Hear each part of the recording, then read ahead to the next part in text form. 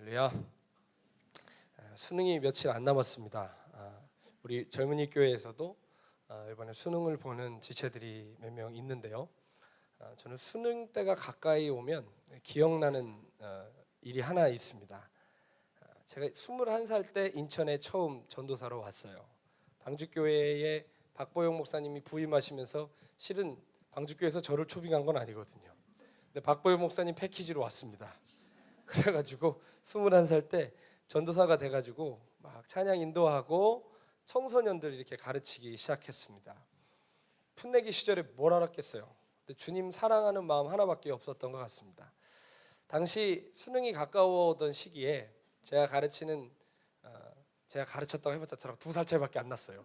제가 21살이고 19살이었으니까 고3 학생들이 자기 학교에 와서 수능 며칠 전에 예배를 한번 인도해 줄 수 있겠냐고 저를 초청을 했습니다. 그래서 저는 기꺼이 그 초청에 응하여서 그 학교에 이제 가게 됐죠. 제 기억에는 한 15명 남짓 됐던 여고 모임이었습니다. 말씀드리지만 여고라서 간 건 아닙니다. 여고 모임이어서 갔는데 확실하게 여자애들만 15명 있더라고요. 동그랗게 이렇게 앉아 있었어요. 아마 을에 수능 때가 되면 애들이 신앙이 좋아지거든요. 신앙이 없던 애들도 신앙이 좋아지고 미지근했던 애들도 막 거의 타족을 지경으로 주님을 찾아요.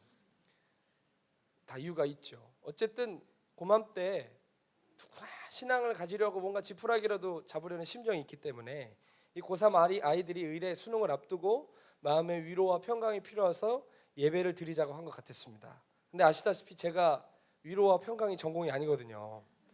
가가지고 너희가 하나님 이름으로 자아 성취하고 성공하려고 그러고 하나님 이용하려고 했던 마음을 회개해라, 이런 식으로 수능 며칠 앞두고 완전 이상한 얘기 한 거 있지 않습니까? 근데 놀라운 건 뭐냐면 원래 저희가 1시간만 하기로 했거든요. 1시간도 길죠. 수능 며칠 전에 뭘 몇 시간을 붙들고 있어요. 1시간도 길죠. 근데 그 메시지를 전했는데 메시지를 전하는 중간에서부터 아이들이 막 울기 시작하더니 나중에는 그 기도로 이어지는데 막 통곡의 바다가 되는 거예요. 그러면서 제 기억에는 6시인가 시작을 했는데 9시가 다 돼서 끝났어요. 3시간 동안 정말 위로와 평강은 온데간데 없고 회개하는 불이 떨어져가지고 3시간 동안 그 교실에서 저도 울고 아이들도 울고 얼마나 뜨거운 부흥의 불이 떨어졌는지 모르겠습니다. 거짓말 같으면 여기에 거기 있었던 증인이 있으니까 물어보십시오. 누군지는 얘기해야 되는데 아무튼 정말 사실입니다. 3시간 가까이 함께 얼마나 뜨겁게 회개하면서 울었는지 몰라요. 그 엄청난 시간이 끝나고 눈을 딱 떴을 때 제 안에 분명히 드는 확신이 하나 있었습니다. 그것은 뭐냐면 이 불길이 이렇게 끝나서는 안 되겠다는 생각이었었어요. 단지 얘네들이 지금 이렇게 회개하고 하나님 앞에 처하는 자신들의 태도를 잠시 바꿨다 할지라도 여기서 끝나면 하나님께서 내려주신 불만큼의 그런 우리가 응답을 못하는 것 같다는 생각이 들었습니다. 당시 제가 책 한 권을 읽고 참 큰 감동을 받았었는데 1999년에 미국의 콜럼바인 고등학교라는 데서 총기 난사 사건이 있었습니다. 기억하시는지 모르겠지만 그때 아주 귀한 일화가 하나 있죠. 2명의 학생이 마약에 취해가지고 총기 난사를 하면서 다니는데 도서관에서 공부하던 캐시 버넬이라는 여학생이 하나 있었어요. 중학생이었죠. 16살이었으니까. 근데 이 캐시 버넬이라는 학생은 평소에 예수님을 믿는 여학생이었는데 이 2명의 이 범인이 그러니까 친구들이에요. 막 총을 난사하는 사람을 죽이는데 그냥 죽이지 않고 머리에다 딱 대고 묻는 거예요. Do you believe in God? 너 하나님을 믿냐? 라고 머리에다가 총구를 대고 한 사람 한 사람 다 물어보는 거예요. 근데 모든 사람이 거기에서 다 no라고 얘기했어요. 그런데 책상 밑에 웅크리고 기도하고 있는 캐시 버넬을 발견했어요. 그래서 가서 당연히 머리에다 대고 똑같이 물었죠. 너는 하나님을 믿냐? 그때 캐시 버넬이 주저하지 않고 그 자리에 있었던 증인들이 노라고 했던 증인들이 증언한 거예요. Yes, I believe. 나는 그를 믿어. 나는 예수님을 믿어. 그뿐만 아니라 너도 그 예수님을 믿기를 원해 라고 얘기했어요. 그때 여러분 하나님께서 하늘의 문을 여시고 우리는 구해줘야 한다는 그런 삼류 믿음을 갖고 있지만 정말 더 큰 믿음은 죽을지라도 그렇게 고백하는 거예요. 아멘. 그렇게 고백했을 때 범인은 가차없이 총을 당겼고 캐시본은 거기서 순교했어요. 그런데 그 자리에서 자신의 신앙을 목숨 앞에서 초기처럼 그냥 무시해버리고 노라고 했던 학생들이 충격을 받은 겁니다. 그러면서 그 사건을 계기로 해서 컬럼바인 고등학교에서부터 See you at the Pol이라는 모임이 시작됐어요. 국기개양대 앞에서 만납시다라는 뜻인데, 학교 일과가 시작되기 전에 국기개양대 앞에서 학생들이 모여서 기도를 하기 시작했는데, 여기에 하나님의 은혜가 임하기 시작했고 수십 명, 수백 명이 모여서 하는 기도가 됐어요. 그래서 미국 전역에 퍼져갔다는 그 책을 읽으면서 얼마나 큰 감동을 받았는지 몰라요.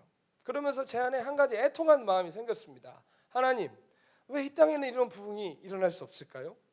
하나님, 이 땅에도 그런 부흥을 주십시오.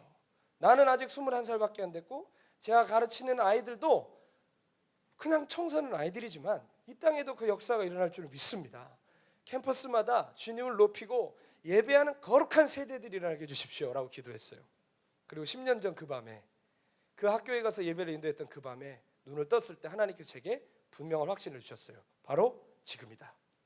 그래서 이렇게 흩어져서는 안 되겠다는 마음이 강하게 들어서 아이들과 나눴어요. 이 예화를 나누면서 이 모임이 여기서 끝나지 않았으면 좋겠고, 우리 앞으로 계속 모여서 인천 땅과 이 땅의 10대들과 학교를 위해서 기도하자라고 얘기했을 때 애들이 방금 은혜 받았으니까 다 감격스럽게 동의를 했어요. 감격스럽게 동의를 하고 저희는 그 자리에서 우리 모임의 이름을 만들었어요. 그 캐시버넬이라는 여자아이가 고백했던 것처럼 우리는 Yes, I Believe 하자. 그래서 그때부터 매주 모여서 함께 인천 땅의 학교를 위해 기도하고 예배하기 시작했습니다. 놀라지 마십시오. 채 2년도 안 돼서 인천의 13개 학교에 예배가 세워졌습니다. 서울에 2개 학교가 세워지고 충청남도에 저희에서 같이 있었던 사역자가 내려가서 충청남도의 3개의 학교에서 예배 모임을 세웠습니다. 제가 5년 이끌다가 아마존에 갔어요. 근데 굉장히 간증이 많습니다. 여기에 있는 몇몇 청년들은 그때 그 모임을 통해서 불신자였는데 예수님을 거기서 알게 되고 예수님을 믿게 돼서 주님 앞에 나온 청년들도 이 자리에 있습니다. 그리고 애들이 하는데요, 놀라운 건 100명 넘게 모이는 학교가 3군데나 있었어요. 얼마 전에 아주 충격적인 얘기를 들었습니다. 제가 아마존에 가느라고 그 사역을 내려놨어요. 그리고 갔다가 왔는데 방목사님께서 청년 사역을 하라 그러셔서 제가 그 사역을 내려놓게 됐습니다. 근데 그러면서 제 안에 무슨 마음이 들었냐면, 이제 지도하는 사람이 없으니까 모임들이 없어지겠구나라고 생각했는데 하나님의 생각은 제 생각보다 크셨어요. 무너질 거라고 했던 모임이었는데 얼마 있다 와달라고 해서 가봤더니 100명 넘게 모여 있고요. 이 자리에 거기 증인이 있습니다만 여기 가까운 모 여고에서 기도 모임 이끌던 우리 청년인데, 제가 얼마 전에 물었어요. 야, 니네 학교가 내가 예전에 갔을 때 한 40몇 명 모였지? 라고 얘기하니까 걔가 뭐라 그러냐면, 전사님, 저 졸업할 때 300명 넘게 모였어요 그러는 거예요. 여러분, 제가 가서 설교해 준 것도 아니에요. 제가 가서 돌봐준 것도 아닌데 이 캠퍼스에 이 학생들이 어마어마한 하나님의 부흥들을 일으켰더라는 것입니다. 더 감사한 건 뭐냐면, 크리스찬 선생님들이 아이들의 믿음을 보고 이 아이들 옆에서 도와주기 시작했는데, 대부분 선생님들 작업 환경 나쁘면 전근 가시잖아요. 이 예배 모임을 지키려고 전근 안 가시는 선생님들이 생겨나기 시작했어요. 그러니까 정말 하나님의 놀라운 일들이, 저희가 예배 모임을 세운 학교 중에 미션 스쿨은 단 한 군데도 없었습니다. 일반 학교였지만 하나님께서 이렇게 놀라운 일을 행하셨다는 것이죠. 여러분, 정말 놀랍지 않습니까? 제가 이렇게 살았다고 여러분에게 자랑하는 게 아니에요. 제가 얘기하고 싶은 것은, 하나님의 기적은 결코 큰 포부 속에서 시작되는 것이 아니라 어떠한 작은 사건이나 사인들을 통해 보여진 하나님의 마음에서부터 시작된다는 것을 이야기하고 싶은 것입니다. 아멘. 함께 따라해 봅시다. 하나님의 큰 일은 내가 큰 마음 먹는다고 되는 것이 아니라 주님이 주시는 마음에 순종할 때 일어난다. 아멘. 큰 마음 먹어서 되는 게 아니라 주님의 마음이 부어질 때 시작되는 거예요. 그러니까 여러분, 포부가 안 커도 주님 일 하실 수 있습니다. 소심한 분이어도 주님 일 할 수 있습니다. 주님의 마음만 부어지고 그 마음의 한 발자국을 내디딜 때 하나님 역사 속에 당신의 이야기를 써나가신다는 것입니다. 기독교 역사에 한 획을 그었던 하나님의 사람들의 일대기를 보면 그들이 결코 큰 포부를 가졌기 때문에 하나님이 그들을 쓰신 것이 아니었어요. 오히려 그들은 보잘것없고 소심한 사람들이었습니다. 그런데 그들은 그 시대를 향한 하나님의 뜻을 딱 깨달았을 때 두려움이 사라져서 그렇게 했던 게 아니에요. 비록 두려웠지만, 많은 저항이 있을 것을 알았지만 그 믿음의 발걸음을 떼었던 사람들이었습니다. 며칠 전 종교개혁일이었습니다. 10월 31일 우리가 할로윈 데이로만 아는데 그날은 종교개혁일입니다. 마틴 루터가 우리처럼 소심하게 맨날 죄에 집중하고 막 바닥 겨다니고 유리가루 깔아놓은 데다가 맨 무릎으로 걸어다니면서 이렇게 하면 죄사함 받는 줄 알고 별짓을 다 했어요, 마틴 루터가. 근데 하면 할수록 죄짐이 덜어지는 게 아니라 죄짐이 더 무거워지는 거예요. 그러다가 마틴 루터가 성경을 연구하다가 로마서 1장 17절에 오직 의인은 믿음으로 말미암아 살리라 하는 말씀에서 하나님의 놀라운 구원의 계시를 받고 그가 영적인 자유함을 얻습니다. 그러면서 뜨여진 눈으로 그 당시에 교회를 보니까 이거는 사람이 만들어 놓은 교리로 영혼들을 살리는 게 아니라 죽이고 있는 거예요. 그래서 마틴 루터가 종교 개혁을 일으키자라고 해서 그 일을 일으킨 게 아닙니다. 절대로. 그날에 마틴 루터가 종교 개혁이라는 포부를 가진 게 아니에요. 이거 잘못됐습니다 라고 그냥 항의한 거예요. 아시겠습니까? 잘못됐어요 하고 95개조 반박문을 딱 써가지고 비텐베르크 성당에 딱 붙인 거예요. 마틴 루터는 그냥 잘못됐어요 라고 얘기한 건데 누가 발끈했어요? 교황청이 발끈한 거예요. 그래가지고 이단으로 정죄하면서 의도치 않게 개신교회가 태어난 거예요. 절대로 난 개신교회를 만들 거야 이런 게 아닙니다. 아시겠어요? 큰 포부를 가지고 한 게 아니라 하나님 주신 마음을 그냥 한 걸음을 내딛었을 뿐인데 여러분 지도가 바뀌더라는 거예요. 하나님 놀라운 역사가 그땅 가운데 일어나더라는 거예요. 아멘. 여러분 브라더 앤드류라고 아십니까? 제가 오늘 너무 외래어를 많이 쓰는 것 같은데 그 네덜란드 출신의 성경 배달의 아버지라고 하는 분이에요. 이 브라더 앤드류라는 분은 원래 육상 선수가 되기를 원했습니다. 그런데 동남아시아에 있는 인도네시아가 네덜란드의 식민지였어요. 근데 인도네시아가 독립전쟁을 일으켰습니다. 그러니까 네덜란드에서 특공대를 파견했는데 그 특공대로 이 브라더 앤드류가 파송이 됐어요. 근데 가서 싸우다가 발목에 총을 맞았습니다. 그래서 심각한 장애를 얻었어요. 그러니까 육상 선수 할 수 있어요, 없어요? 못하는 거죠. 좌절된 꿈속에서 병상에서 성경을 읽다가 그가 하나님을 만나게 돼요. 그러면서 어떻게 하면 내가 예수님을 증거할 수 있을까라고 찾던 중 근처에 취직 자리가 났어요. 우리는 어떻게 하면 먹고 살까 하면서 취직하지만 이 브라더 앤드류는 어떻게 하면 복음을 효과적으로 전할 수 있을까 고민하다가 집 근처에 있는 초콜릿 공장에 취직을 합니다. 그래서 거기서 온갖 수욕과 모욕을 당하면서 복음을 전하기 시작해요. 그러면서 결국 많은 이들이 이 브라더 앤드류를 통해 예수님께 돌아오게 돼요. 근데 여러분 따라합시다. 영광에서 영광으로.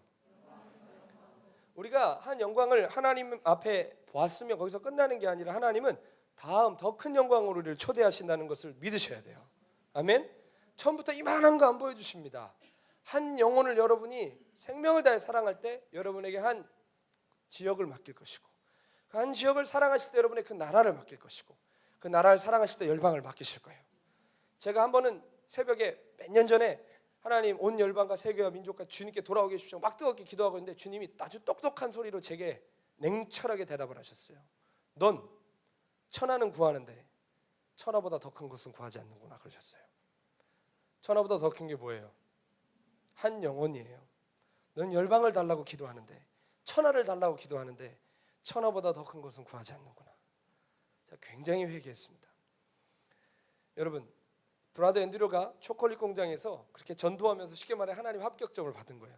그러면서 내가 어떻게 하면 주님을 위해서 더 살 수 있을까라는 고민 속에 존경하는 영적 멘토에게 영국으로 건너가서 웩이라는 선교단체에 들어가라. 이상하죠? 선교단체 이름이 웩이에요. 네, WEC 웩인데 거기에 들어가서 네가 선교사가 됐으면 좋겠다라고 했는데 한 번도 생각해보지 않은 영역이었어요. 그래서 브라더 앤드류는 그 말을 듣고 영국으로 하나님께 재정을 채워주시면 가겠습니다라고 했는데 놀랍게 재정을 채워주셨고 영국의 웩 선교회에 들어가서 웩 선교회 일원이 됩니다. 훈련을 다 마쳤는데 브라더 앤드류는 자기가 어디 가서 무슨 선교를 해야 될지 모르겠는 거예요. 훈련을 마쳤는데. 그런데 여러분 브라더 앤드류가 그 책에 이렇게 써놨어요. 하나님의 역사는 의외의 장소에서 의외의 사건으로 시작됩니다 라는 얘기를 했어요. 그가 어느 날 청소를 하려고 선교회 지하 창고에 들어갔는데 뿌옇게 쌓인 먼지 위에 어떤 잡지 하나가 놓여 있는 걸 발견합니다. 근데 그 잡지를 딱 보는데 표면에 뭐가 써 있었냐면 그 당시가 60년대예요. 그러니까 냉전 시대잖아요. 뭐라고 써 있었냐면 세계 공산 청년 대회가 폴란드에서 열린다는 거예요. 근데 여기를 가봐야 되겠다는 마음이 막 굉장히 크게 들었어요, 브라더 앤드류에게. 그래서 그 당시에 아무도 공산권으로 들어가려고 하지 않았을 때였어요. 저것들은 빨갱이들이다라고 우리 완전히 정죄하는 그런 시대였기 때문에 아무도 공산권에 들어가려고 하지 않았습니다. 그런데 여기를 가봐야 되겠다라는 마음이 생겨서 그가 여차저차 하나님 인도하신 가운데 폴란드로 가게 돼요. 그래서 거기서 완전히 무신론에 절어있는 청년들을 만나면서 충격을 받습니다. 그런데 더 놀라웠던 사실은 어떤 계기를 통해서 다 허물어져가는 어떤 지하 건물에 들어갔는데 거기에 폴란드에 몰래 예배드리는 교회가 있었던 거예요. 거기에 딱 갔는데 사람들이 정말 허름하고 정말로 보잘것없는 모습으로 모여서 예배를 드리는데 충격은 뭐였냐면 예배는 드리고 있는데 아무도 그들에게 뭐가 없어요? 성경이 없는 거예요. 왜 성경이 없느냐? 공산화 된 이후로 성경이 없다는 거예요. 어디에 가도 살 수가 없다는 거예요. 당신은 성경을 가지고 있습니까? 물어봤어요. 그때 브라더 앤드류에게 어마어마한 하나님의 사명이 주어지죠. 뭐 하자? 성경을 배달하자. 그래서 그때부터 공산권에 수십억 권의 성경을 배달했어요. 여러분 하늘에 속한 사람 보셨습니까? 거기 보면 끝부분에 가면 윈 형제랑 쉬 형제가 바닷가에 가서 성경이 외국에서 들어오는 성경을 받다가 체포됩니다. 안 읽으셨으니 얘기가 되나? 그게 바로 브라더 앤드류가 했던 작전이에요. 세계 최대 작전이었어요. 어마어마한 성경들을 밀수해가지고 들여보냈는데 그때 많은 사람들이 잡혔습니다만 그 성경의 대부분은 중국의 지하교로 다 뿌려졌어요. 철회장막이라고 하는 그 소련까지 들어가고 주계장막이라고 하는 중국까지 들어가서 이 어마어마한 역사를 이뤄낸 것이죠. 여러분 하나님의 역사는 꿈속이나 환상이나 기도 속의 계시로만 이루어지는 것이 아닙니다. 작은 잡지에 나타난 그것을 보고 순종했을 때 하나님의 큰 역사는 시작됐습니다. 역사 속에 일어났던 부흥들을 연구해 보면 한 번도 대형 운동장에서 부흥이 일어난 적이 없어요. 정말 의외의 장소에서 의외의 사람들을 통해 시작됐어요. 오순절 마가의 다락방 이후에 가장 큰 부흥이라고 얘기하는 1903년도 영국 웨일즈의 부흥운동은 17살의 이반 로버츠라는 광부가 일으켰어요. 광산에서 의외의 장소에서 의외의 사람이. 1904년도에 일어났던 인도의 부흥은 라마바이라는 독신 여성과 당시에 인구를 조사할 때 인구로 치지도 않았던 여성들과 함께 인도의 부흥이 일어났습니다. 우리나라 부흥도 마찬가지죠. 대단한 사람이 아니라 길선주 장로님, 엄청나게 장로교에선 칭송하지만 길선주 장로님이 원래 도사예요. 산에서 도 닦던 사람이에요. 근데 자꾸 많은 사람들이 예수 믿으니까 친구 도사 보고 가서 대체 예수교가 뭔 줄 당신이 조사해보고 저걸 붕괴시키세 그랬는데 갔다 오더니 친구가 우리 예수 믿어야 하네 이런 거예요. 길선 장로님이 충격을 받고 산에서 도 닦기 시작했어요. 그러면서 성경도 없고 아무것도 없는데 하나님 당신 살아계신 내게 나타나 보시라고 계속 얘기했는데 어느 날 비몽사몽 중에 도포자락 입은 선비 같은 분이 나타났는데 그 앞에서 어떻게 할 수가 없더래요. 그래서 당신 누구냐 그러니까 바울에게 얘기하신 것처럼 똑같은 것처럼 선주야 나는 네가 핍박하는 예수다 그러신 거예요. 그래서 거기서 완전히 회심하고 평양신학교 1회 졸업생이 되신 거예요. 이해가십니까? 우리나라 선교 역사를 보면 굉장히 재밌고 놀랍습니다. 선교사가 들어왔는데 성경이 그 나라에 먼저 들어와 있는 나라는 전 세계 우리밖에 없어요. 대부분은 선교사가 와가지고 복음 전하고 성경 번역하잖아요. 우리나라 선교사가 근데 성경이 있어 막 이랬어요. 여러분 우리는 굉장히 축복받은 나라예요. 어마어마한 영적인 축복이 있는 나라예요. 어쨌든 그렇게 의외의 사람들을 통해서 의외의 장소에서 하나님 역사는 일어나더라니까요. 저는 막 2007년에 몇 년이에요? 2007년에 어게인 1907 행사하면서 자꾸 저기 월드컵 경기장으로 부를 때 저런다고 부흥이 일어나는 게 아니다. 항상 그랬습니다. 여러분 절대로 그런 데서 유명한 목사님들 와서 막 추천사하고 개회사 한다고 부흥의 불 떨어지는 거 아니에요. 정말 의외의 장소에서 일어난다니까요. 비 피해서 건초더미 위에서 기도하다가 불 떨어지고요. 마국간에서 기도하다가 불 떨어지고 막 이랬어요. 하나님을 절절하게 사랑하는 사람들이 주님의 얼굴을 의외의 장소에서 구할 때 하나님은 늘 역사하셨습니다. 오늘 말씀에 나오는 느헤미야가 그런 사람이에요. 느헤미야는 제사장도 아니고요, 선지자도 아니에요. 그는 무슨 영적 지도자도 아니에요. 그는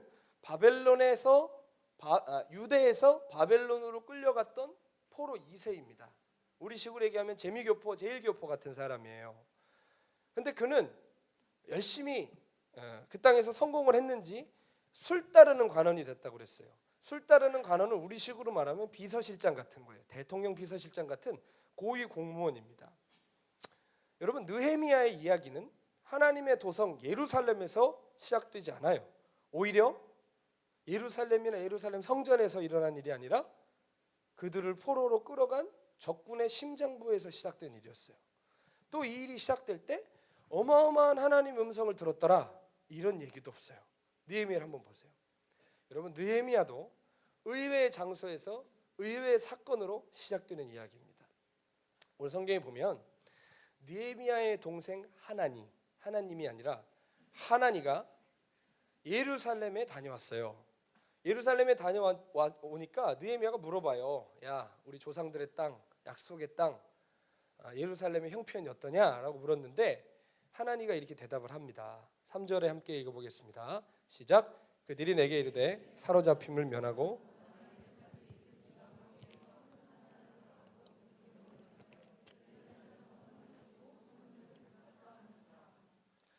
이게 지금 잘 되고 있다는 거예요? 쫄딱 망했다는 거예요? 쫄딱 망했을 뿐만 아니라 망한 데다가 더 망했다는 거예요. 아예 사람이 살아갈 수가 없는 도시가 돼 있다 라고 형편을 얘기했을 때 느헤미야에게 예루살렘을 향한 하나님의 아주 애절한 마음이 부어집니다. 성경에 보면 음성을 들었다, 하나님 꿈속에 찾아오시다, 이런 얘기 없어요. 그냥 그 마음이 부어졌어요. 그는 하나님의 도성이 무너졌다는 소식을 듣고 울며 금식하며 기도하기 시작합니다. 4절에 보면 내가 이 말을 듣고 앉아서 울고 수일 동안 슬퍼하며 하늘의 하나님 앞에 금식하며 기도했다고 이야기하죠. 여러분, 느헤미야는요, 동생의 이야기를 듣자마자 그래, 예루살렘을 재건해야지 라는 포부를 갖지 않았어요. 그는 뭐를 해야 될지 몰랐어요. 어떻게 해야 될지 몰랐어요. 그런데 뭐 했다고요? 하나님 부어진 마음에 따라 단지 애통하며 기도했습니다. 아멘. 현실로 옮겨진 건 아무것도 없었고요, 아무 일도 일어나지 않은 상태였습니다. 그런데 1장 12절은 아주 재미난 여운을 우리에게 남겨주고 있어요. 제일 끝에 문장에 보면 그때 내가 왕의 술관원이 되었느니라. 여러분, 여기에 집중하셔야 되는 것이 느헤미야는 자기가 일하고 있는 그 자리에서 하나님이 어떤 기적을 일하실지 알았을까요? 몰랐을까요? 몰랐어요. 여러분, 읽어보시면 알아요. 느헤미야 잘 안 읽죠, 여러분? 지금 표정이 재미가 없다는 표정이에요. 막 뭔가 음성이 들리고 막 돌 던지는데 머리 깨지고 이런 거 좋아하시는데 느헤미야 너무 단순하죠. 술 따르는 관원이라고 해서 막 시험 드세요? 어떻게 술을 따러 막 이런 생각하고 계세요 지금? 느헤미야는 자기가 맡은 직책에서 어떠한 놀라운 일을 벌이실 줄 전혀 몰랐습니다. 그런데 여러분, 예루살렘의 소식을 듣고 통곡하며 기도한 지 4개월이 흐른 후에 하나님의 뜻이 이제 드러나기 시작합니다. 1장 1절에 보면 기슬로월이라고 그러죠. 기슬로월은 우리로 하면 3월이에요. 3월.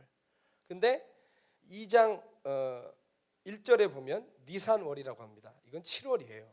그러면 2장부터는 이제 본격적인 일이 시작되는데 몇 개월 걸렸다는 거예요? 계산이 안 되세요? 3월하고 7월이라니까요. 4개월 걸린 거예요. 4개월 동안 느헤미야는 계속 기도했는지 안 했는지 모르겠습니다. 그의 기도문은 나오는데 그가 매일 기도했다라는 건 잘 모르겠어요. 근데 어쨌든 그가 그 일이 있은 후 애통하며 금식하며 기도한 후 4개월이 지난 후에 이제 하나님께서 일하기 시작하시는 것입니다. 오늘 너무 길어서 읽질 않았는데요, 2장 1절에 보면 아닥사스도 왕 제20년 니산월에 왕 앞에 포도주가 있기로 내가 그 포도주를 왕에게 드렸는데 이전에는 내가 왕 앞에서 수심이 없더니 왕이 내게 이르시되 내가 병이 없거늘 어찌하여 얼굴에 수심이 있느냐, 이는 필연 내 마음에 근심이 있음이로다 하더라. 그때 내가 크게 두려워하여 라고 얘기합니다. 성경 안 보시고 계셨죠? 지금 성경을 꼭 갖고 오세요. 예배 드리실 때는. 아시겠죠? 자, 여러분, 페르시아는요 제국이에요. 하나의 나라가 아니라 제국이에요. 제국이라는 건 뭐예요? 단일 민족이에요? 혼합 민족이에요? 민족이 많이 혼합되어 있는 거예요. 정복했기 때문에. 다민족 국가였기 때문에 반란이 많았고 암살이 많았어요. 페르시아 왕들 중에 암살당한 왕들이 몇 명 있습니다. 술 따르는 관원이 왜 중요하냐면 술에다가 뭐를 넣어요? 독을 넣어서 왕을 암살하는 일이 빈번했습니다. 암살 시도가. 그러니까 술 따르는 관원이 먼저 그 술을 자기가 마시고 괜찮습니다 라고 하고 왕에게 줘야 돼요. 그렇기 때문에 술 따르는 관원은 가장 신임하는 부하에게 맡기는 것입니다. 느헤미야는 그만큼 신임받는 사람이었던 것 같아요. 근데 뭐래요 오늘? 술이 있는데 그거를 따라드리는데 평소에는 괜찮았는데 느헤미야가 왕 앞에서 수심이 가득한 얼굴이에요. 여러분 페르시아의 역사를 보면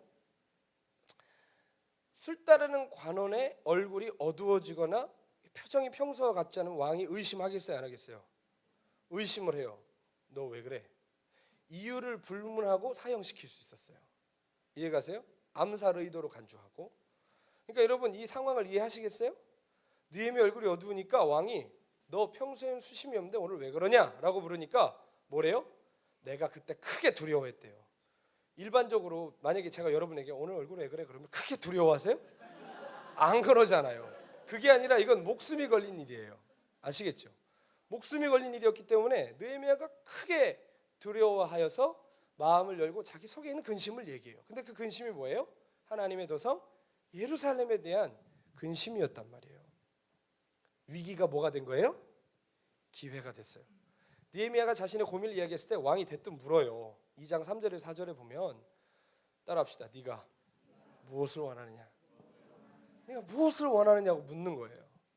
그때 느헤미야가 기다렸다는 듯이 어떻게 하면 예루살렘 성을 다시 한번 중수할지 이미 이는 마음에 다 계획하고 있었던 것 같아요. 쫙 다 나와요. 나무 몇 개 주시고 돌 몇 개 주시고 어디 거 끌어다 주시고 우리가 지나갈 때 어디서 통행 금지시키지 않게 하시고 다 얘기한단 말이에요. 그가 기도하면서 하나님이 전략을 주셨던 것 같아요. 느헤미야는 성경의 문맥을 보면 한 번도 예루살렘에 가본 사람이 아니에요. 쉽게 말해 미국에서 태어나서 이스라엘 말도 모르는 사람이란 말이에요. 그래서 어떻게 하느냐? 아닥스다스다 왕이 느헤미야를 예루살렘 지역을 통치하는 총독으로 파견을 하는 거예요. 총독으로 가가지고 예루살렘 성을 다시 세우는 이야기가 느헤미야 이야기입니다. 이해하셨어요? 예. 자, 그렇게 하나님의 역사가 정말 예상치 않은 상황에서 시작이 되었던 것이죠. 아마 느헤미야도 자기가 맡은 그 자리를 통해 그런 일이 일어났을 줄은 생각을 못했을 것입니다. 사랑하는 여러분 잘 들으세요. 하나님은 교회의 직분으로 세상을 변화시키지 않으십니다. 대통령이 장로님이라고 이 땅에 하나님 나라가 오는 것이 아닙니다. 국무총리가 여러분 집사님이라고 하나님 나라가 오는 것이 아닙니다. 아시겠어요? 교회의 직분으로 세상을 변화시키는 것이 아니에요. 하나님은 느헤미야가 술관원이었던 것처럼 다니엘이 총리였던 것처럼 에스더가 왕비였던 것처럼 요셉이 총리였던 것처럼 우리가 서 있는 그 자리를 통해 영광 받으실 것입니다. 아멘. 여러분이 서 계신 그 자리가 하나님의 영광을 드러내는 자리란 말이에요. 또한 하나님은 방언 은사나 예언하는 능력으로 하나님 나라 절대로 넓혀가지 않으십니다. 모세의 손에 들린 마른 지팡이를 통해 바다를 가르시고 다윗의 허리춤에 매여있던 물맷돌을 통해 골리앗을 쓰러뜨리셨던 것처럼 우리의 달란트와 우리의 관심사와 우리가 잘할 수 있는 것을 통해 하나님 나라를 이루어 가실 것입니다. 아멘? 안 믿겨요? 다윗이 골리앗에게 나가려고 했을 때 아무것도 든 게 없으니까 사울이 자기 무기 주잖아요. 근데 다윗이 갖고 가요? 못 가요? 못 가요. 맞지도 않고 쓸 줄도 몰라요. 뭐 갖고 나갔어요? 자기가 항상 평소에 쓰던 물맷돌을 들고 나갔어요. 다윗이 그걸 물맷돌을 우연히 허리에 차고 있었나요? 이게 왜 여기 있지? 이랬을까요? 그렇지 않아요. 항상 갖고 있었던 사람이에요. 그리고 그냥 메고 있었던 사람이 아니라 여러분 들판에서 바위나 나무에다가 던지면서 맞추는 연습했던 다윗을 생각해 보십시오. 그가 그냥 던졌겠습니까? 골리앗의 머리 그냥 맞췄겠습니까? 그는 맞출 수 있는 자신이 있었던 사람이에요. 아멘? 이렇게 준비되었던 사람, 자신의 손에 있는 것을 통해 하나님 영광 받으신다는 거예요. 모세가 나 애국 가서 어떻게 하나님 영광 드러내요? 그러니까 하나님 뭐라고 그러셨죠? 따라합시다. 내 손에 들린 것이 무엇이냐? 내 손에 뭐가 있었어요? 40년 동안 양 궁뎅이나 때리는 지팡이였지만 하나님이 기름 부으시니까 바다를 가르고 나일강을 피로 변화시키고. 그래서 여러분 성경은 모세가 하나님 말씀에 순종하여 애굽으로 가는 장면을 뭐라고 표현하냐면 모세가 자기의 부인과 자식을 데리고 애굽으로 가는데 따라합시다. 하나님의 지팡이를 손에 잡았더라. 그때부터 그 지팡이 이름은 바뀌었어요. 뭘요? 하나님의 지팡이. 아멘. 하나님 우리 손에 들린 것으로 당신의 역사를 이루어 가실 거예요. 우리가 잘할 수 있는 것으로 우리 관심사를 통해 당신의 일을 이루어 가실 것입니다. 여러분이 서 계신 그 자리에서 하나님을 영화롭게 하십시오. 여러분 손에 들린 그것을 통해 하나님 나라를 선포하십시오. 여러분 우리의 부르심은 세상에 있음을 잊지 마셔야 합니다. 하나님은 우리를 세상의 빛이라고 하셨어요. 세상의 소금이라고 하셨어요. 근데 우리는 기도원의 소금, 교회의 빛이 되려고 그래요. 거기만 가요. 끝나면 냅다 거기만 올라가요. 교회만 오려고 그래요. 고맙긴 하지만 여러분 거긴 우리의 소명의 자리가 아니라는 거예요. 아멘. 산에 올라가야죠, 은혜 받으러. 근데 베드로와 요한과 야고보가 엘리야와 모세의 환상을 보고 나서 뭐라 그래요? 여기 집 짓고 삽시다 그러잖아요. 근데 예수님 대꾸도 안 하고 내려가자 그러시잖아요. 왜죠? 그것을 위해서 오셨기 때문입니다. 여러분 은사 받고 삼층천 왔다 갔다 하시는 건 좋은데 하나님 그걸 위해 우리를 부르지 않으셨다는 거 기억하십시오. 그 은혜를 가지고 그 기름 부으심을 가지고 우리의 학교와 가정과 우리의 직장으로 여러분을 파송하셨다는 것을 기억하셔야 됩니다. 교회 울타리를 벗어나서 세상을 섬기십시오. 구별됨이라는 것은 격리의 의미가 아니에요. 세상과 동떨어진 것이 구별됨이 아니라 세상에 속해 있는데 세상과 섞이지 않는 거예요. 자신의 색깔을 분명하게 내는 게 구별됨인 거예요. 아멘입니까? 여러분 다이아몬드끼리만 잔뜩 모여있으면 그거 귀한 줄 알아요? 몰라요? 모른단 말이에요. 근데 돌덩이 사이에 다이아몬드가 있으면 이건 귀한 거예요. 돌 사이에 있다고 다이아몬드가 돌이 되나요? 더 빛나는 거죠. 더 가치 있어지는 거죠. 마찬가지로 여러분 우리끼리 쓰려 하지 마시고 제 세상 속에서 빛을 발하셔야 합니다. 바다에 있는 물고기 바닷속에 산다고 고기까지 짭니까? 그렇지 않아요. 근데 고기는 언제 짜져요? 죽으면 짜져요. 죽으면 절기 시작해요. 여러분 세상과 타협하고 계시면 우리가 죽어가고 있다는 얘기입니다. 여러분. 우리가 살아있으면 고난받는 것은 마땅한 것이고 어색하고 어울릴 수 없는 것은 마땅한 것이에요. 여러분 아멘. 물속에 있는 돌을 쪼개보십시오. 물속에 있었기 때문에 속까지 젖어 있습니까? 절대로 그렇지 않아요. 여러분 구별됨이라는 건 격리가 아니라 그 속에서 구별되는 것임을 믿으시길 바랍니다. WCC 굉장히 요즘 논란이 많습니다. WCC가 처음 시작은 좋았습니다. 1910년도에 시작할 땐 선교사 모임이었는데 냉전 시대로 들어서면서 서로 입장이 갈리기 시작했어요. 그러면서 복음주의자들이 WCC를 다 나와버렸어요.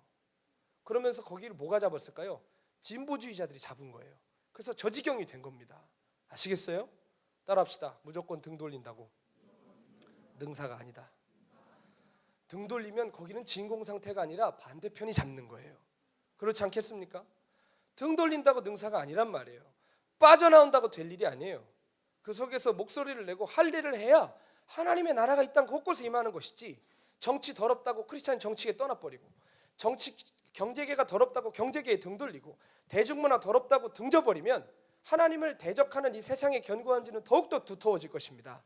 반면에 교회는 완전히 개토화되어서 우리만 깨끗하다고 스스로 착각하는 폐쇄적인 종교 집단이 될 수밖에 없는 거예요. 아시겠습니까? 여러분은 세상의 빛입니다. 교회의 빛이 아니라 세상의 빛이시고 교회의 소금이 아니라 세상의 소금들이시란 말이에요. 아멘? 여러분 잘 들으세요. 주님 오심을 기다리는 사람들이 역사 속에 우리만 있다고 우린 착각하는 것 같아요. 마치 우리만이 믿음의 용사인 것처럼 수많은 사람들 정죄하고 있어요. 자기만 신부인 것처럼. 여러분 지금처럼 주님을 기다리는 이러한 신부가 되자 새롭게 되자 정결케 되자 하는 그런 일들은 고대에도 있었고 중세에도 있었고 근대에도 있었고 현대에도 매 세기마다 이런 일들은 있었어요. 아시겠어요? 늘 마지막 때임을 직감하며 많은 사람들이 하나님께 눈을 돌이키는 일들이 있었단 말이에요. 우리가 마지막 세대라고 하지만 이 바톤 다음 세대까지 이어질 수도 있다는 얘기입니다. 아시겠어요? 우리 세대에 끝장내겠다는 잘못된 생각으로 세상 완전히 등져버리고 우리끼리 산으로 올라가면 다음 세대는 초토화가 되는 거예요. 사사기 시작할 때 뭐라고 얘기합니까? 여호수아서에 그렇게 멋지게 가나안을 정복한 것 같았지만 가나안에 들어간 첫 세대가 다음 세대에게 신앙교육을 안 했어요. 그래서 성경은 뭐라고 얘기해요? 여호와의 전쟁을 가나안의 전쟁을 알지 못하는 다음 세대가 일어났는데 그들은 여호와를 알지 못했다고 그랬어요. 그러면서 사사기의 어두운 역사가 시작되는 것입니다. 사랑하는 여러분, 주님 곧 오시지만 당장 끝장낼 것처럼 세상 등져버리면 다음 세대 원수에게 넘어갈 것입니다. 여러분 사수하십시오. 여러분의 학교와 여러분의 가정과 여러분의 직장을 사수하셔야 됩니다. 방어하시지 마시고 공격하십시오. 따라합시다. 교회는 방어기지가 아니라 공격기지다. 아멘. 교회는 하나님 나라를 침노시키는 하나님의 공격기지예요. 아멘. 근데 우리는 맨날 죄질까 두렵고 세상에 물들까 두렵고 방어태세밖에 안 하고 있어요. 여러분 한번 세상을 향해 달려가 보십시오. 안 될 것 같아요? 여러분 우리 안에 계신 분이 세상보다 크십니다. 우리 보고 가라고 하신 분이 그분이십니다. 야성은 야생에서 길러지는 거예요. 비닐하우스에서 동물원 철창살 아래서 길러지는 게 아니라 야성은 야생에 나가야 돼요. 신앙의 야성은 교회에서 길러지는 게 아니라 세상에서 길러지는 겁니다. 부딪히십시오. 아까 제가 예사야 빌리브 얘기했죠. 제가 담당하던 청소년 아이들 중에 거기서 기도 모임 학교에서 했던 애들은 신앙의 수준이 달랐어요. 수준이. 일반적으로 교회 와서 그냥 중고등부 활동만 하던 애들이랑 학교에서 공부를 하면서 복음의 증인의 삶을 사는 애들이랑은 수준이 달랐어요. 신학교 다 간다고 능사는 아니지만 거기 리더급들은 대부분 다 신학교 가서 지금 헌신자가 됐습니다. 제가 그렇게 가라고 해서 간 게 아니라 자기들이 다 그렇게 됐어요. 여러분 그냥 그저 그런 신앙생활 하고 싶으시면 그냥 주일만 착실하게 성수하십시오. 근데 정말 이 마지막 때에 하나님의 귀한 부르심 받은 군사가 되고 싶으시다면 여러분이 서 계신 그 자리에서 하나님 영화롭게 하십시오. 아멘. 주님 곧 오실 것 같아도 우리가 맡은 자리에서 끝까지 충성하고 다음 세대까지 준비할 수 있는 지혜가 있어야 될 줄 믿습니다. 세상이 감당치 못할 사람, 오늘 우리 세감사 헌신 예배입니다. 세감사는 따라합시다. 세상이 감당치 못할 사람들. 네, 히브리서 11장에 믿음에 대해서 얘기하면서 믿음으로 산 사람들이 고난받았지만 이런 사람들은 세상이 감당치 못했다라고 얘기하죠. 이 세상이 감당치 못할 사람들은 이렇게 자신이 서 있는 그 자리에서 자신의 손에 든 그것으로 하나님을 영화롭게 하는 주의 청년들을 세우고자 시작된 모임입니다. 가만히 보니까 우리 젊은이들 안에서 선교의 비전, 봉사에 대한 소망, 귀한 달란트들 참 많아요. 여러분 다 주님 위해 살기 원하시죠? 그렇지 않은 사람 아무도 없어요. 다 주님 위해 살고 싶은데 어떻게 해야 될지 모르겠죠. 혼자 못하겠죠. 나 같은 거 해도 되나 싶죠. 그런 마음이 누구 안에나 다 있단 말이에요. 그러니까 이거를 저희 역할, 교역자의 역할은 뭐겠어요? 그 퍼즐을 맞춰주는 거 아니겠어요? 그래서 그 비전 맞는 사람들끼리 모이게 해주고 그 소망이 있는 사람들끼리 하나 되게 하여서 교회 울타리를 넘어서까지 세상을 섬길 수 있도록 하는 것이 바로 세감사입니다. 여러분 예루살렘 제거는 느헤미야 혼자 한 게 아니에요. 따라합시다. 스룹바벨, 에스라, 느헤미야 이 세 중요한 인물이 있어요. 이 중요한 세 명의 인물이 1차, 2차, 3차 포로를 데리고 와가지고 예루살렘에 정착시키고 성전을 재건하고 율법을 회복시키고 성벽을 다시 세웠어요. 여러분 시대는 각기 달랐지만 에스라와 느헤미야는 같은 시대였지만 스룹바벨은 조금 할아버지예요.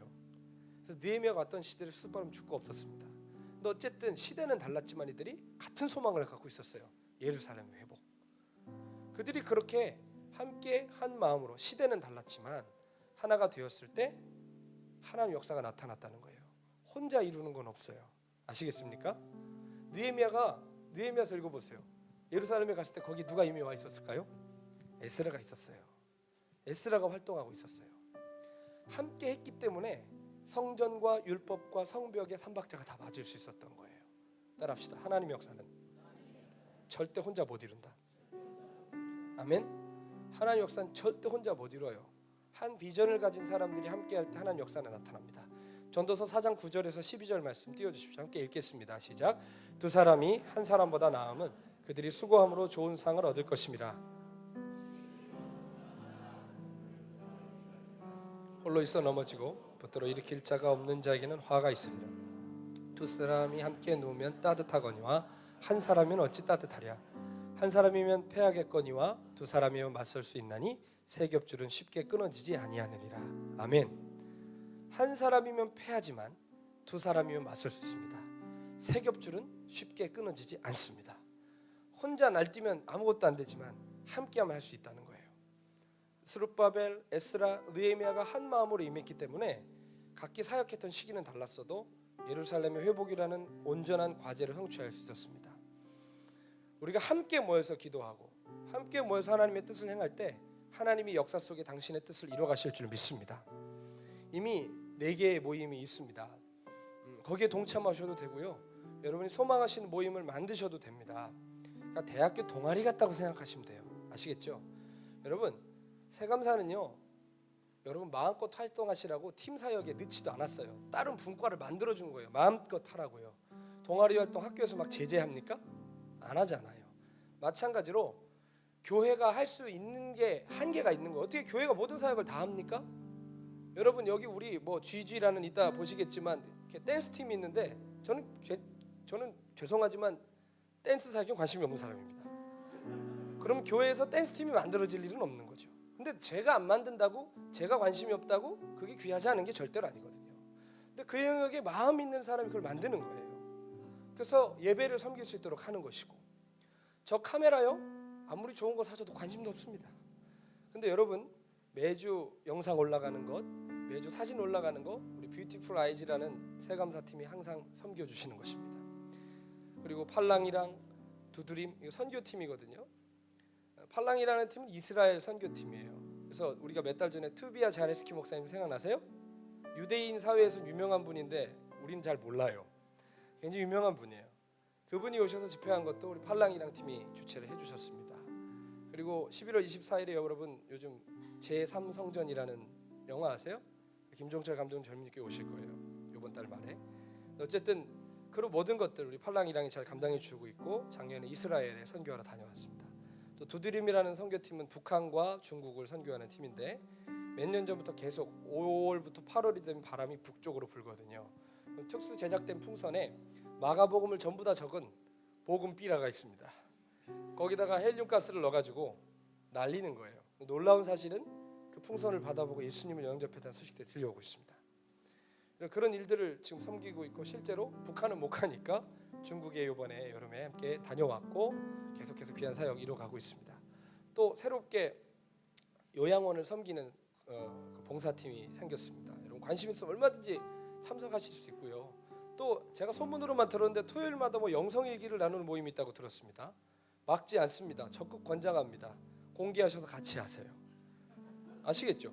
여러분 그런 게 얼마나 좋아요. 함께 신앙 안에서 성장하는 자율적인 모임을 니네끼리만 하지 말고 오픈해서 함께 그 은혜를 나눌 수 있는, 그래서 우리 모든 공동체가 건강하게 성장해 갈 수 있어야 되지 않겠습니까? 이상해요. 사람은 나쁜 거는 혼자 꼭 못해. 나쁜 건 꼭 짝지어 사는데 좋은 거 혼자 하려고 그래요. 혼자 하지 말라고. 자, 여러분 이렇게 좋은, 따라합시다. 하나님 나라와 복음과 주의 교회를 위하여. 하나님 나라와 복음과 주의 교회를 위한 것이라면 다 좋습니다.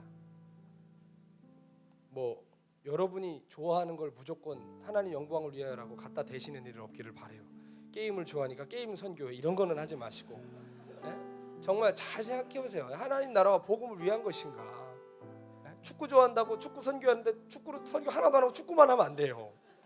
뭐든지 어쨌든 교회와 하나님 나라와 복음을 위한 모임을 여러분이 마음껏 만드세요. 지원비도 드리고 여러분 도전해 드리고 마음껏 권장해 드리겠습니다. 이게 여러분 교회 사역 불려가고 싶은 거 아닙니다. 여러분이 하나님의 사람을 일어나기를 원해요. 그리고 나는 선교를 원하는데 교회가 선교를 원하지 않으면 그 선교를 마음을 가진 사람은 그 교회에 참 적응이 어려운 거거든요. 여러분 젊은이 교회는 어쨌든 리더진들이 이끌어가지만 리더진들이 하나님이 아닌 이상 모든 거 다 이해할 수 없습니다. 그러나 교회 안에서 진행하는 것이 아닐지라도 여러분이 가지고 있는 귀한 달란트와 비전을 여러분 적극 축복하고 권장하고 싶습니다. 그런 것들을 이 젊은이 교회라는 이 터 위에서 선교를 하시든 봉사를 하시든 전도를 하시든 영성일기 쓰시든 뭘 하시든 여러분 하나님 나라와 복음을 위해서 여러분 손에 든 것으로 주님을 섬겨주십시오. 우리 안에 묵혀두었던 거룩한 부담감들을 꺼내서 믿음의 지체들과 함께 퍼즐을 맞추세요. 반드시 다른 사람도 있습니다. 그래서 함께 열방을 섬기고 가난한 자를 섬기면서 세상을 새롭게 하는 하나님의 군대로 일어서기를 축복합니다. 말씀 마치려고 하는데요. 여러분 세상은 우리의 섬김을 기다리고 있다는 거 기억하십시오. 여러분이 땅만 쳐다보고 사시는 이 와중에도 하루에도 수천 명의 복음을 들어보지 못한 사람들이 죽어가고 있습니다. 얼마 전에 전 세계 인구가 70억이 넘었다고 그랬죠. 70억 인구 중에 약 25억 가까이가 단 한 번도 예수 그리스도의 소식을 들어보지 못했습니다. 그분이 누군지도 모릅니다. 여러분 아이러니하죠? 우리는 재림을 기다리고 있는데 25억이나 되는 사람들은 초림도 모르고 있어요. 이 땅에 오셨던 그 예수님 소식을 모르고 있단 말이에요. 또 가난하고 헐벗은 이웃들이 우리의 손길을 기다립니다.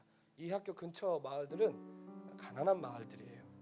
여러분이 가난한 마을들 조사해서 돈 모아서 연탄 갖다 드리셔도 되고요. 병든 분들 가셔서 여러분이 같이 말벗 대드려도 되고요. 우리가 할 수 있는 건 너무나 많아요. 교회에서 되는 대로 여러분 많은 지원들을 해드리고 싶습니다. 단지 외국뿐만 아니라 우리 주변의 많은 사람들에게 우리는 사랑을 나눌 수 있습니다. 하나님은 세상 모든 민족이 구원을 얻기까지 오늘도 쉬지 않으십니다.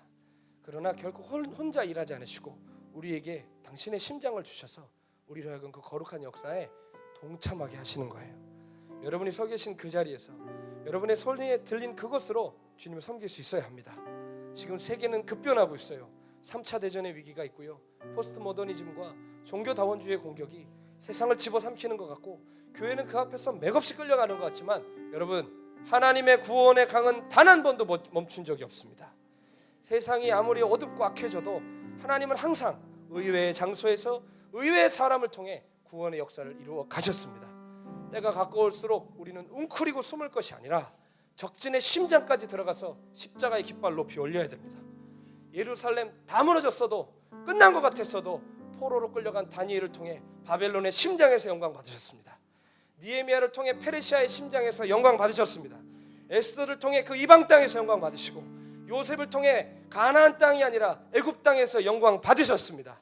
하나님은 하늘의 하나님이 아니라 땅의 하나님도 되시고 예루살렘의 하나님이 아니라 열방의 하나님 되시고 교회의 하나님뿐만이 아니라 세상에서도 하나님이십니다.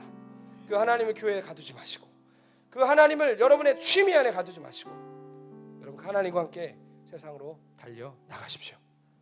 이 시대에 느헤미야는 어디 있습니까? 자신이 서 있는 자리에서 주님을 섬기고 하나님 선포할 느헤미야는 어디 있습니까? 오늘 이 예배를 통해서 느헤미야와 같은 거룩한 백성들이 일어나기를 축복합니다. 우리 함께 찬양하시면서 그날을 사모하며 나아갑시다.